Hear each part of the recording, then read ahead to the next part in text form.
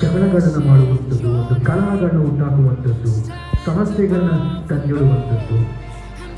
ನಮಗೆ ಕೋಪ ಬಂದು ನಾವು ವಾಪಸ್ ಹೊರಗೆ ಏನಾದರೂ ಒಂದು ಹೇಳಬೇಕು ಅನ್ನುವಂಥ ಒಂದು ಮನಸ್ಥಿತಿ.